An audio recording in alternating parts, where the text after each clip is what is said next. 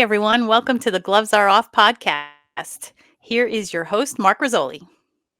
Hey everyone, welcome to the Gloves Are Off podcast.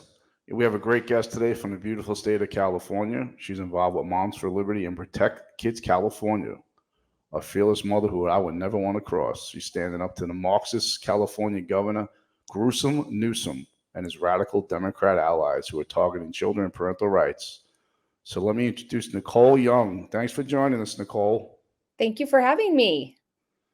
So, as you know, us being here on the East Coast of New Jersey, we always figured, California, Newsom's basically pushing his radical agenda at will. And I know today you're here to tell us how there are parents fighting back in California. Mm-hmm. There's a lot of, just since COVID, so since 2020, a lot of parents have risen up and pushed back a lot. And that was, COVID was a horrible experience for California youth and everybody. It was a horrible experience for everybody. But when our kids went on Zoom, when our kids were on Zoom school, it kind of the curtain dropped. We got to see what our kids were learning in schools and who was teaching our kids and who was behind the push for all of these things.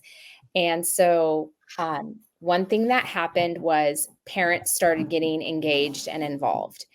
And that is when I started going down to the Capitol quite a bit to sit through the ed committee meetings to see when they were going to get our kids back to school, when they were going to get our kids back, when we could play sports again, when we could have extracurriculars. Our parks were closed down. I'm sure New Jersey was quite similar with the tyranny, but our parks were closed, our beaches were closed, the hiking paths were closed, pretty much everything you could do. My son was escorted home from the park. He was playing football with some friends and a drone went over him. And then all of a sudden 4 Sac County sheriff cars pulled up and escorted my son and his friends home for playing football in the park. And he was 16. So we just started mobilizing, all of us parents. We went down to the Capitol, and as COVID happened and it opened the door to more and more just what's the word I'm looking for? I can't think of any other word but tyranny. There was a vaccine mandate for the COVID vaccine for school kids that came down, and that united parents of all political walks. They did not want that for their kids to have to go to school. And California has no functional exemptions. So it was get the shot or you don't get school for your kids.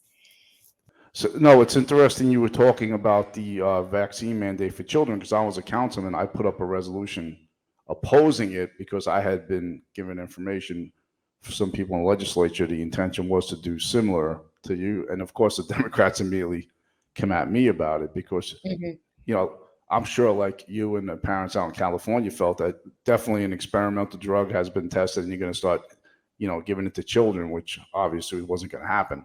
There was no parents going to allow that. Right. So during the lockdown, I assume you realized all the radical curriculum that was going on, similar to here in New Jersey. I'm sure you had the sex curriculum, the CRT, the DEI, every name that they want to give it. At the end of the day, it was all about indoctrination, not education, which, as we know, is really isn't doing anything for children except confusing them. Right. But did you, as a parent, feel there was also creating a mental health crisis with children, being with the isolation for so long, being away from their friends and not interacting? There definitely was that, and we tried to minimize that. I'm super lucky living in the community that I'm living in because we're a conservative county, and that mattered. That mattered during 2020. That mattered a lot. And we're a very conservative county, and we had a lot of parents who recognized right off the bat that the isolation was not good for the kids. We did our best to try to maintain as much normalcy as possible, but they were still suffering. There was still a lot of suffering and missing out on normal rites of passage that all kids go through, even, trying to keep things as normal as possible. It definitely left an impact mental health wise on, just all over the place. I notice it now. I have a 16-year-old. They don't socialize like my older boys. They're content to not socialize. They're content to talk to their friends behind screens, because during their middle school years, when they were figuring out their social casts and their social mores, they were behind a screen. Right. And so I definitely see that. But what I also see is there's a big push for people telling kids, like, you're not okay. And when you keep telling somebody you're not okay, that's going to be a self-fulfilling prophecy. Right. And, plus we've got kids getting told, you could be born in the wrong body. If you're feeling uncomfortable, you might be born in the wrong body. You might, and every kid going through puberty feels like they're in the wrong body.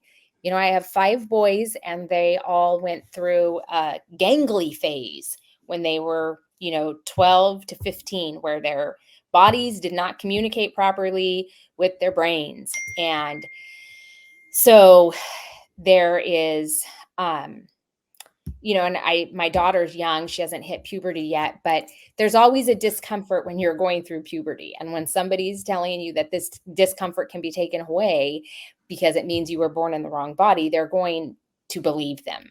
The kids are going to believe them. So the mental health crisis definitely was brought on a lot by the policies from COVID. And I think it's being made worse now by the Right. So Yeah. your legislature, your local board of ed, they seem to be more obsessed with the whole indoctrination, as opposed to helping children recover from the learning loss and getting Right. acclimated back to getting the social, to help with getting their social skills back. I mean, here in New Jersey, that's what it's been about. They're so obsessed with the let's sterilize children, let's mutilate children, meaning the sex change surgery. You really haven't heard anything about spending money to address their learning losses. Are you dealing with a similar thing there in California? We are. And there was a group of, there's some families that sued the California government for learning loss with their kids for millions of dollars. And that's the only way we're going to move the needle in California, is more lawsuits.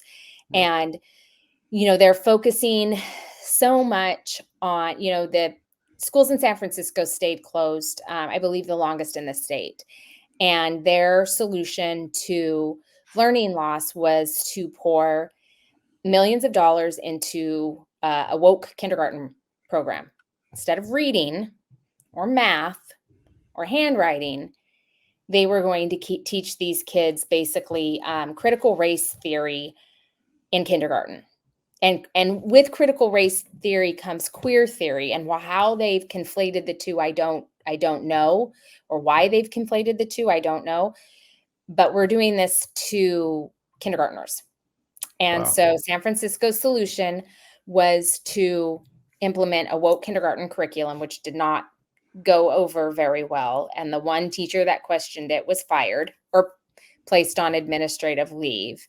It's really difficult to fire a teacher in the state of California because of our union, but he was placed on administrative leave because he was asking questions, and that's in the education system. That's not something he did.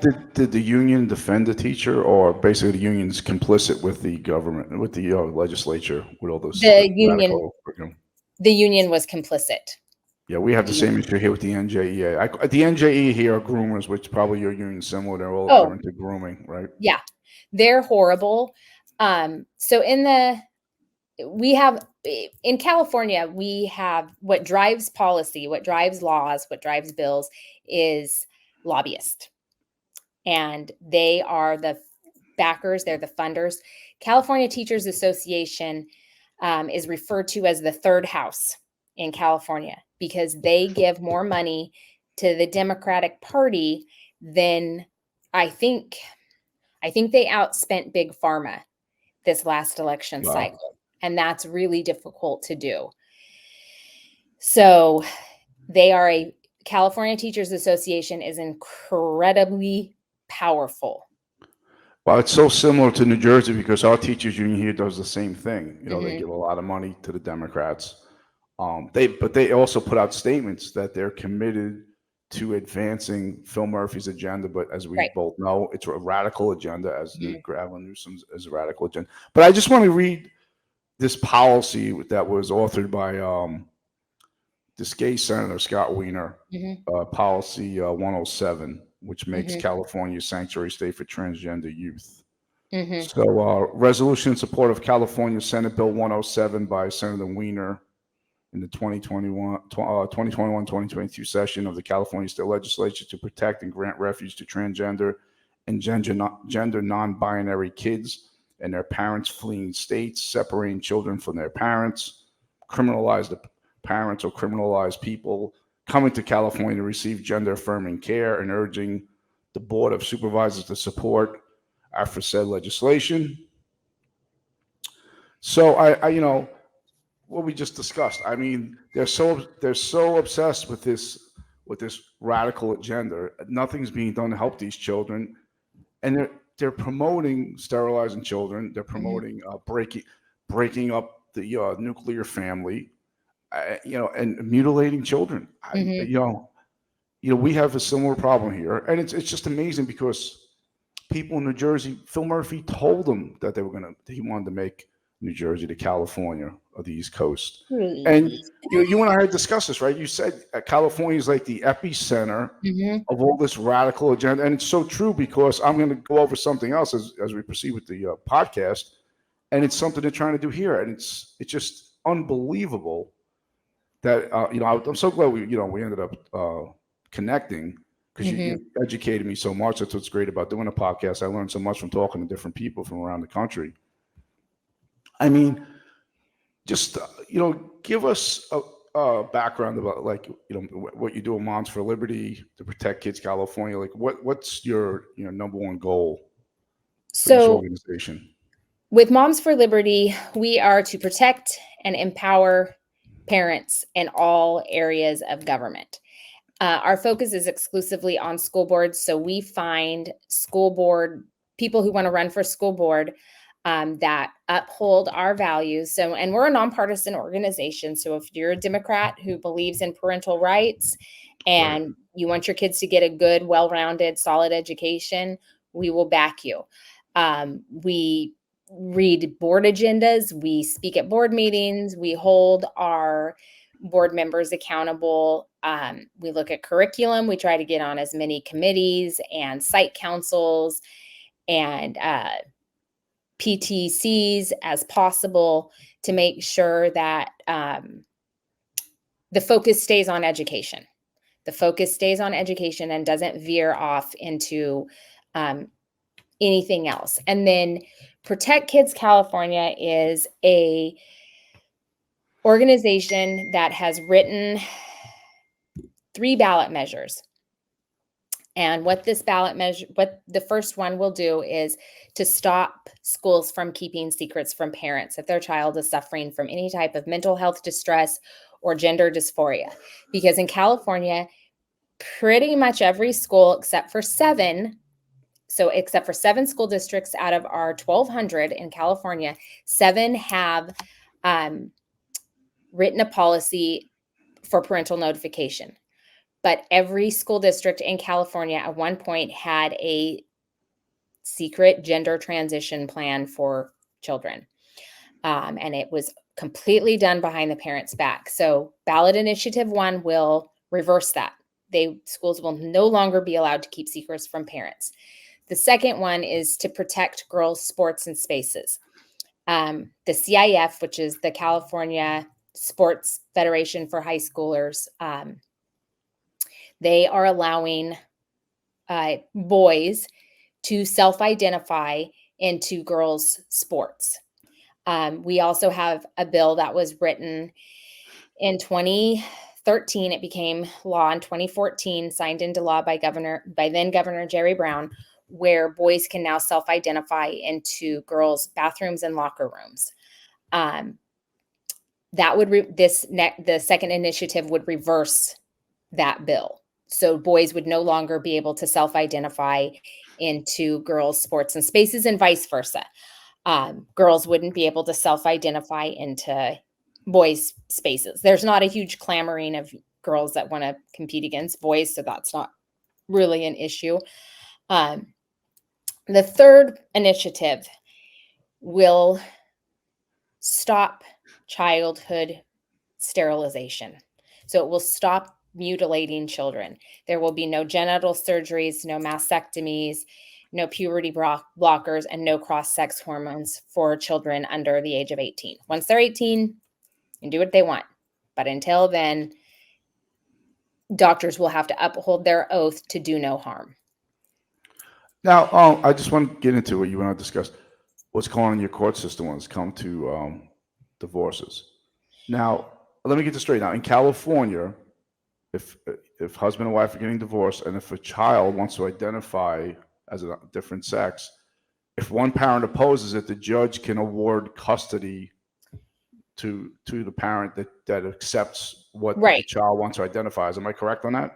Yeah. So there was a bill that was presented, and it made it all the way to the governor's desk that would have made that law, and it would have changed the wording to some of the way the law is looked at as far as custody goes, and the health and safety code, I believe, in our state. But it's already happening. The governor didn't need to sign that into law, and he even said, I don't need to sign this into law. It's already happening. The judge is granting custody to the affirming parent. And, that it happens all over the state. If the child has decided they want to identify as the opposite sex, and one parent doesn't want it and the other one does, the custody goes to the one who will affirm. And it didn't need to be law, because it's already happening. It's already happening. Well, thanks for defining your mission statement, because the reason why I asked that is because the radical Democrats, they're trying to label Moms for Liberty as extremist, MAGA, domestic terrorists. And I wanted you just to speak about the great work that the Moms for Liberty do, and as well as protect Kids California, because it's so important. Because let's face it, there's really not much media on our side right now, and I'm sure you really in California, I'm sure you don't have much at all. Mm-hmm. And they're putting this false narrative. You have that despicable Joy Reid with her Trump wig she has going on. She hates Trump so much. She's trying to be the blonde hair like Trump. You know what I mean? It's just I know she was attacking Moms for Liberty recently. So that's why I just wanted you to define that mission statement, because it's so important for people to realize. Moms for Liberty is all over the country. Great group of moms. I'm so glad they're on my side. I wouldn't want them after me.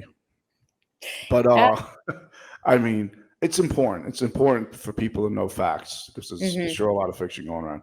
So I want to get into this other bill by Assemblyman Corey Jackson, 1078, Added Education Code Section 202, which is the reaffirmed that its law, public policy support accurate and inclusive education in all of California schools. The legislature specifically included references to instructional and supplemental materials written by or featuring LGBTQ plus the alphabet soup mafia individuals, or materials that touch on race, ethnicity, gender, sexual orientation, or protected characteristics. The legislature stated restricting access to such materials because they feature or were written by individuals from such groups is discrimination and constitutes censorship in violation of California law and policy, which will take me right into your library book.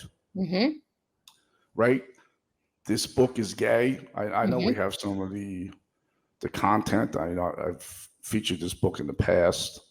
So just, I mean, I don't know how anyone could possibly think this is appropriate to be in grade schools.